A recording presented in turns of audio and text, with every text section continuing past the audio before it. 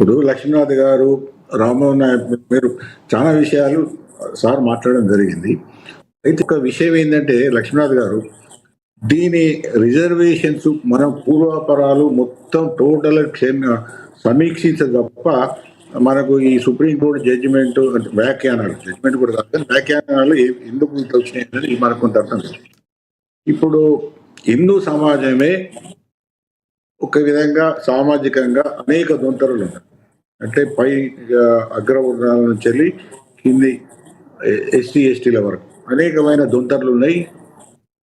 ఈ ఈ దొంతర్లతోని సమస్యలు భారతదేశ సమాజానికి హిందూ సమాజానికి కూడా ఉన్నది.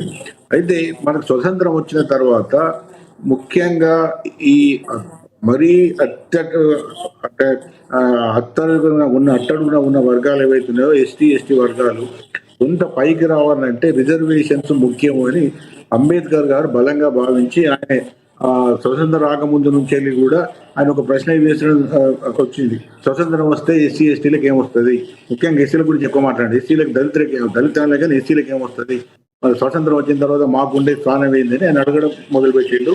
అక్కడి నుంచి అనేకమైన ఉద్యమాలు పోరాటాలు చేయడం జరిగింది. స్వతంత్రం వచ్చిన తర్వాత ఆయనే ఈ రాజ్యాంగాన్ని ఆయనే ఒక సూచికర్తగా వచ్చింది కాబట్టి దానిలో రిజర్వేషన్ అనేది పెట్టడం జరిగింది. ఆయన బలంగా నమ్మింది ఏంటంటే రిజర్వేషన్ వలన ఒక 10-15 సంవత్సరాలలో వెనుకబడతనం పోతుంది అని ఆయన నమ్మింది. కానీ ఆయన బతుకున్నప్పుడే ఆయన రియలైజ్ అయింది ఏంటంటే రిజర్వేషన్స్ అనేది అది అది ఇప్పుడు ఉన్న వెనుకబడటానికి అది పెద్ద పరిష్కార మార్గం కాదని కూడా ఆయన అనుకున్నాడు. అనుకుని ఆయన ఏమన్నాడంటే ఈ రిజర్వేషన్ జాబ్ రిజర్వేషన్ కోరే బదులు భూమి కోరితే బాగుండేదని కూడా ఆయన అన్యాయపదంగా చాలాసార్లు అన్నాడు. అయితే విషయం ఏంటంటే రిజర్వేషన్స్ అయ్యి ఇప్పుడు దాదాపు 70-80 సంవత్సరాలు అవుతున్నాయి. ఒకవేళ మనం 70 సంవత్సరాలు మన సమీక్షించుకుంటే ఈ వెనుకబడిన వర్గాలు ముఖ్యంగా ఎస్సీ ఎస్టీలు కానీ లేదా తర్వాత వచ్చిన బీసీ వర్గాల రిజర్వేషన్ కానీ ఒకసారి మనం పునఃసమీక్షించుకుంటే నా ఉద్దేశంలో ఈ ఎస్సీ ఎస్టీ రిజర్వేషన్ వలన కేవలం 5-10% కుటుంబాలు మాత్రమే బాగుపడ్డాయి. 90% కుటుంబాలకు ఈ రిజర్వేషన్ ఫలితాలు పెద్దగా అందలేదంటే ఇక్కడ ఉద్యోగాలు ముఖ్యంగా ఉద్యోగాలు కానీ ఆర్థిక పరమైన ఏదైతే ఈ వెలుసుబాటు కలిగించే ఏవైతే ఉంటాయో అవి నియర్లీ 90% ప్రజలకు ఆ కమ్యూనిటీలో రాలేదు. కేవలం 10% ప్రజలకు మాత్రమే రావడం జరిగింది.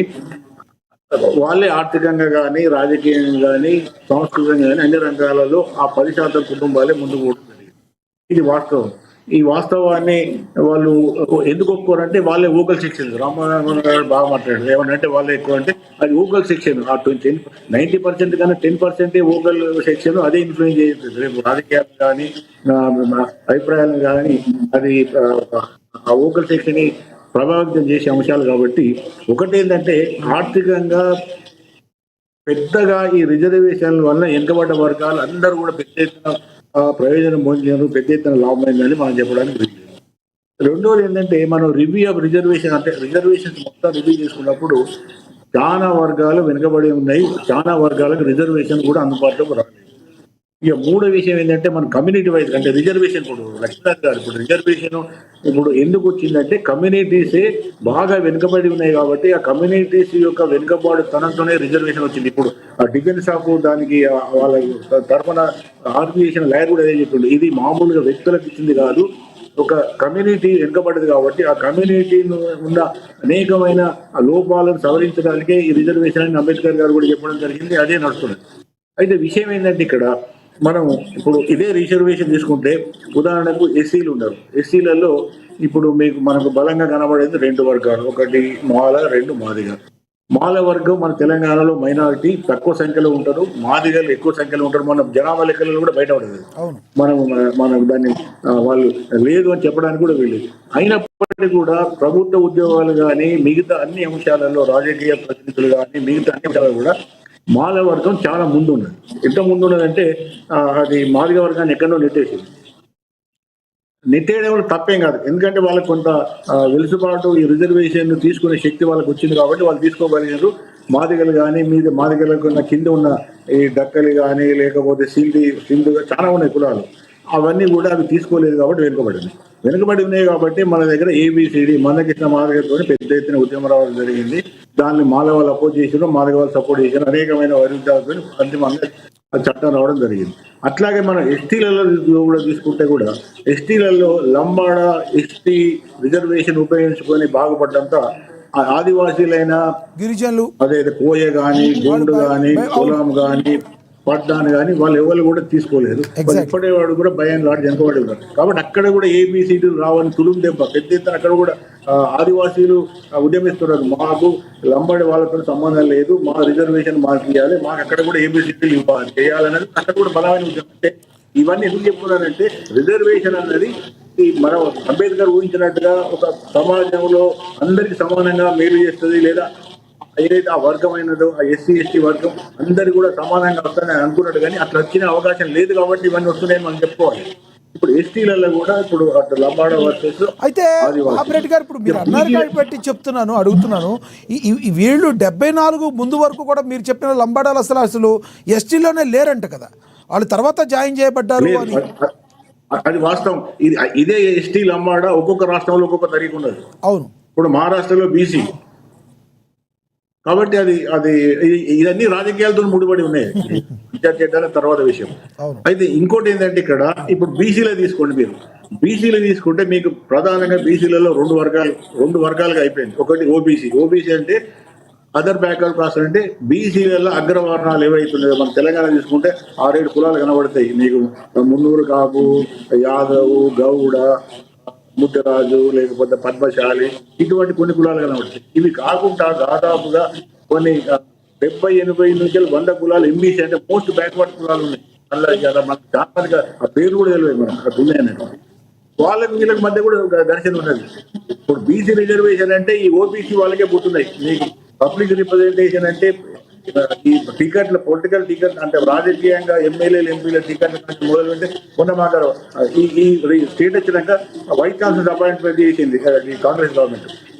ఈ పైన ఉన్న ఓబీసీ 5-6 కులాలకు ఒక్కొక్క కులానికి ఒక్కొక్కటి ఇచ్చేసి మిగతా ఎంబీసీలు అడుగుతున్నారు. మా సంగతి ఏంటంటే అంటే ఇక్కడ ఏంటంటే అంబేద్కర్ అనుకున్న సిద్ధాంత ప్రాతిపదిక ఏదైతే ఉన్నదో అది ఆ ఒక కులంలో ఆ కులం వెనుకబాటుతనం ఉన్నది కాబట్టి ఆ కులానికి రిజర్వేషన్ ఇచ్చి ఆ కులంలో ఉన్న ఏవైతే డిసడ్వాంటేజెస్ ఉంటాయో అంటే ఏవైతే మిగతా కులాలకు లేని అనేకమైన సమస్యలు ఉంటాయో దాన్ని బయటపడడానికి అన్నది వాళ్ళు దానికి అందుకోసమే వ్యక్తులకు ఇవ్వలేదు, వ్యక్తులు చూడొద్దు, సమాజం చూడదు. కానీ ఇక్కడ మనం గట్టిగా చూస్తే ఇది కూడా సమానంగా లేదు. అంబేద్కర్ అనుకున్నట్టుగా కూడా సమాజాలు సమానంగా లేవు. ఎస్టీలు సమానంగా లేరు, ఎస్టీలు సమానంగా లేరు, బీసీలు సమానంగా లేరు. మళ్ళీ దానిలో కూడా విద్యుత్ కాస్ట్ కూడా అనేకమైన ఆర్థిక తొందరలు, వెనుకబడతరాలు, ముందు అనేక వైవిధ్యాలు. కాబట్టి ఇప్పుడు ఇక్కడ ఏంటంటే ఇక్కడ ఈ ఎకనామిక్ అప్లిఫ్ట్మెంట్ లేదా రిజర్వేషన్ ద్వారానే ఈ సమాజాలు అంటే ముఖ్యంగా ఎస్సీ ఎస్టీ బీసీ వర్గాలు పైకి వస్తాయంటే మాత్రం అది మనం 80 సంవత్సరాల నుంచి చూస్తున్నాం, లేదా 70 సంవత్సరాలు అనుకున్నప్పటికీ కూడా మనం ఒకసారి యొక్క మొత్తం చరిత్ర పరిశీలిస్తే అది కొన్ని కుటుంబాలకు అంటే ఒక్కొక్క కులంలో కొంత శాతం కుటుంబాలకు మాత్రమే అది రిలీఫ్ ఇవ్వగలిగింది, కొంతమంది మాత్రమే పైకి తీసుకురాగలిగింది. కానీ మెజార్టీ శాతం అంటే అసలు రిజర్వేషన్ టచ్ కాలేదు. అంటే ఏదో సీట్లు వస్తానే కాలేజీలో చదువుకుంటున్నారు అంత మాత్రమే పెద్ద మార్పు వచ్చిందని మనం చెప్పడానికి అవకాశం లేదు. నిజంగా కూడా అది ఇక్కడ అంటే ఇప్పుడు ఈ అసలు సమస్య మొదలైంది.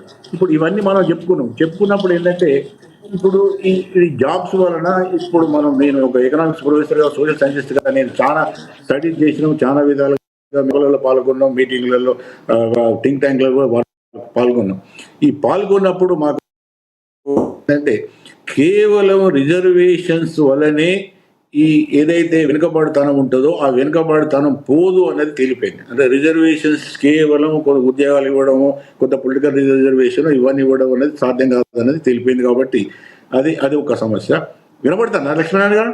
హలో, ప్లీజ్ వినపడుతుంది కదా? అయితే ఇంకొక విషయం ఏంటంటే ఇక్కడ ఇప్పుడు ఈ 70 సంవత్సరాల కూడా ఇప్పుడు దాన్ని ఏమంటానంటే కాస్ట్ విత్ ఇన్ కాస్ట్, అంటే కులంలో మళ్ళొక కులం. అంటే పై ఏదైతే 10% పైకి వచ్చిందో అది ఆ కులంలో బలమైన కులంగా మారింది. ఆ బలమైన కులమే ఊకల్ వర్గంగా ఉంటున్నది. ప్రతి ఏదైతే ఈ రాజ్యాంగం కల్పించిన ప్రతిఫలాలు ఉన్నాయో ఈ లోకల్ సెక్షన్ లేదా కాస్ట్ విత్ ఇన్ కాస్ట్ పరిమితం అవుతున్నదని ఒక పెద్ద చర్చ. ఇది దీని మీద కూడా అనేకమైన వ్యాసాలు వచ్చినాయి. దీని మీద స్టాటిస్టిక్స్ కూడా వచ్చింది పెద్ద ఎత్తున వచ్చింది. ఇప్పుడు మీరు రామ్మోహన్ గారు మంచి ఉదాహరణ చెప్పారు. నాది రామ్మోహన్ గారు మా చెన్నూరు కాన్స్టిట్యూన్సీ మాది. నా చిన్నప్పుడు నాకు ఇప్పుడు 71 సంవత్సరాలు. నా చిన్నప్పుడే మనం గుడిచెల వెంకటస్వామి గారిని ఎమ్మెల్యేగా ఎంపీగా చూశాను నేను. ఎంపీగా ఎమ్మెల్యేగా చూసిన ఆయన వేయండు. ఆయన తర్వాత ఆయన ఇద్దరు కొడుకులు, ఒక కొడుకేమో చెన్నూరు ఎమ్మెల్యే, ఒక కొడుకు బెల్లంపల్లి, వివేక్ ఒకటి, వినోద్ ఒకటి. మళ్ళీ వివేక్ ఎంపీ మంత్రి అయ్యిండు, వివేక్ కొడుకు మళ్ళీ ఎంపీ. అంటే నేను దాదాపుగా 70 సంవత్సరాల నుంచి నియోజకవర్గంలో నేను చూస్తూ